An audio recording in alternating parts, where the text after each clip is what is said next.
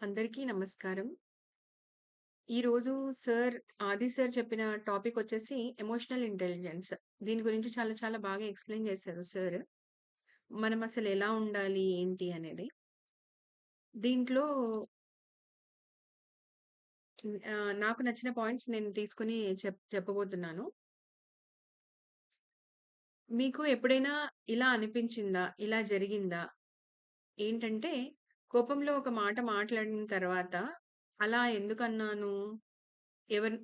అని బాధపడడం గాని, లేదా ఎవరినైనా చిన్న మాట అన్నా తర్వాత వాళ్ళని హర్ట్ చేశామా అని బాధపడడం గాని, లేదంట లేదంటే మనం స్ట్రెస్ ఫీల్ అయిపోయి మన ఇంట్లో వాళ్ళ పైన ఎవరైనా ఇష్టముంటే వాళ్ళ పైన గట్టి గట్టిగా అరవడం గాని, ఇదంతా గూడా నార్మల్ చిన్న చిన్న కారణాల వల్ల జరుగుతుంది. ఇది ఎమోషనల్ ఇంటెలిజెన్స్ కాదు. ఈరోజు మనం మాట్లాడబోయే టాపిక్ వచ్చేసి ఎమోషనల్ ఇంటెలిజెన్స్. అంటే ఎమోషనల్ ఇంటెలిజెన్స్ అంటే తెలుగులో భావోద్వేగ మేధస్సు అని. భావోద్వేగ మేధస్సు. ఇది ఈరోజు మనం తీసుకున్న టాపిక్ సార్ దీని గురించి చాలా బాగా ఎక్స్‌ప్లెయిన్ చేశారు. ఎమోషనల్ ఇంటెలిజెన్స్ అంటే యాక్చువల్‌గా ఏంటంటే మన భావాలను మనం అర్థం చేసుకోవడం. వాటిని ఎలా కంట్రోల్ చేసుకోవాలి? ఇతరుల భావాలని ఎలా మనం గౌరవించగలుగుతాము? ఇది ఎమోషనల్ ఇంటెలిజెన్స్ అంటే.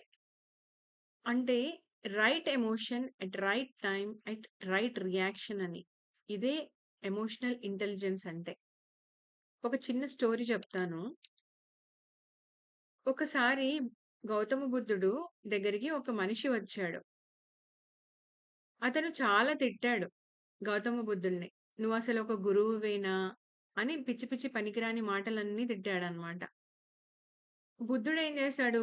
చాలా కామ్‌గా ఉన్నాడు. అప్పుడు అతను అడిగాడు, నువ్వు అసలు ఎందుకు రియాక్ట్ అవ్వడం లేదు" అని. అప్పుడు ఆహ్, బుద్ధుడు చెప్పాడు,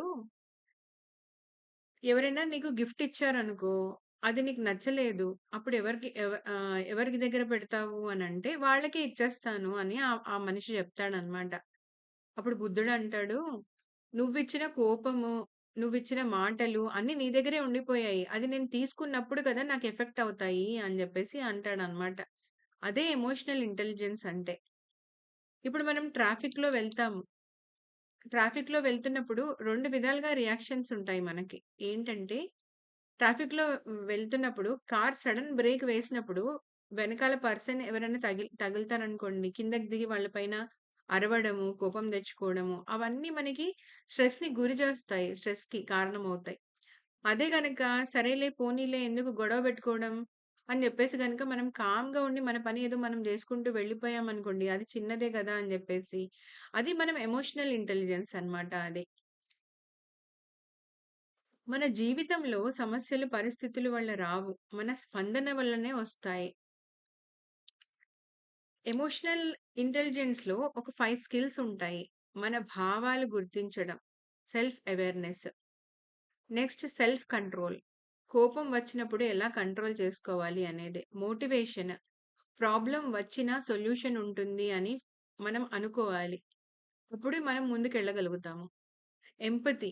ఇతరుల భావాలను అర్థం చేసుకోవడం. Social skills.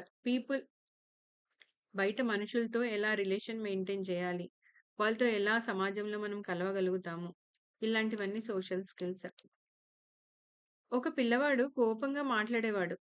ఎగ్జాంపుల్, వాళ్ళ తండ్రి ఏం జేసేవాడు? అతను ఎంత కోపంగా ఉంటున్నాడు రోజు అనేది గమనించాడు. ఒకరోజు అతన్ని పిలిచి, "నీకు కోపం వచ్చినప్పుడల్లా గోడకి మేకులు కొడుతూ ఉండు" అని చెప్తాడనమాట.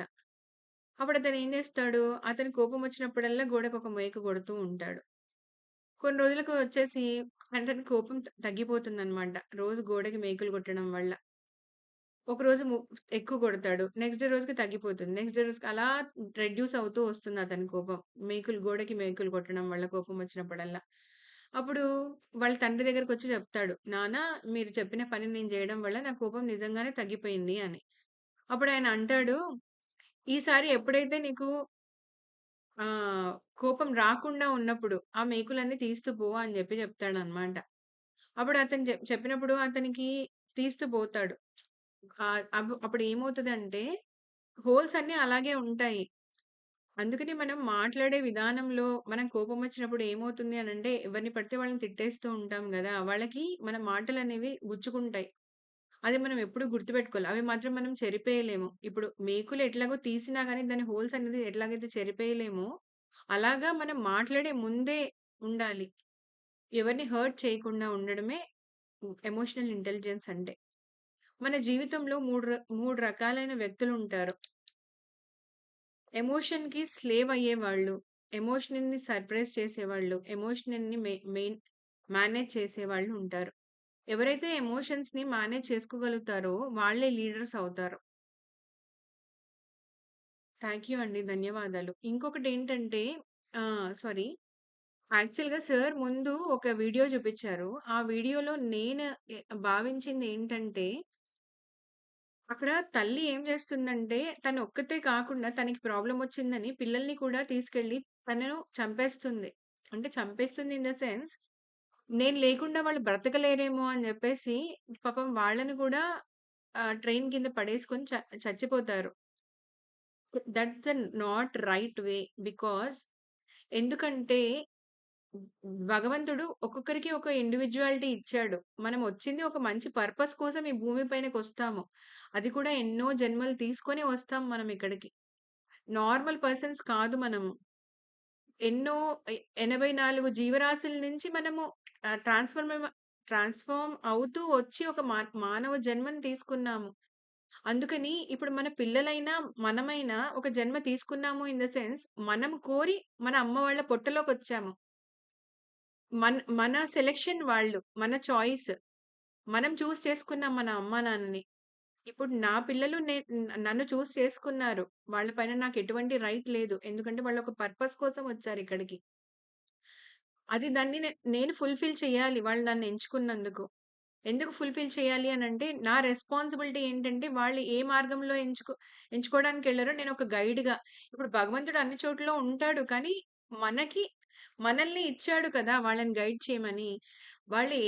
వాళ్ళు రాంగ్ వేలో వెళ్తున్నారా? రైట్ వేలో వెళ్తున్నారా? అనేది మనం ఒక గైడెన్స్ మాత్రమే ఇవ్వాలి. వాళ్ళ లైఫ్ వాళ్ళది. వాళ్ళ లైఫ్ కూడా మనం జీవించకూడదు. ఇంకొకటేంటంటే, ఇది చదవాలి, అది చదవాలి. ఇది చదవండి అని మనం ఎటువంటి ఫోర్స్ చేయడానికి కూడా మనకి ఎటువంటి రైట్ లేదు. వాళ్ళొక జన్మ తీసుకొని వచ్చారు అంటే వాళ్ళ ఇండివిడ్యువాలిటీ వాళ్ళది. మనం ఒక జన్మ తీసుకొనొచ్చాము గాబట్టి మన ఇండివిడ్యువాలిటీ మనది. ఎవరైనా ఏదన్నా ఇప్పుడు హస్బెండే అవ్వచ్చు. మనల్ని తిడుతూ ఉంటారు. దాన్ని ఇప్పుడు సార్ చెప్పినట్టుగా ఎమోషనల్‌గా బ్యాలెన్స్ చేసుకుంటూ మనం ముందుకెళ్ళాలి తప్ప, దానికోసం మనం సెర్చ్ చేసుకోవాలి. అందుకనే ఏమో ఇంపాక్ట్ క్లాసెస్‌కొచ్చాము మనమందరం కూడా. అందుకోసమని బాగా యుటిలైజ్ చేసుకుందాము. ఈ క్లాసెస్‌నన్నిటిని కూడా. మనం మన మన పిల్లలకి మన ఫ్యూచర్‌లో వాళ్ళ ఫ్యూచర్‌లో మనము ఒక గైడెన్స్ ఇవ్వడానికి మనం ఇక్కడ ఉన్నామేమో. అందుకోసమని చాలా జాగ్రత్తగా మన ఫ్యూచర్‌లో మన పిల్లలే గాబట్టి, వాళ్ళని సరైన గైడెన్స్ ఇచ్చుకుంటూ, మన ఎమోషనల్‌గా మనం బ్యాలెన్స్ చేసుకుంటూ ఉందాము. ధన్యవాదాలు అందరికీ గూడాను. Thank you.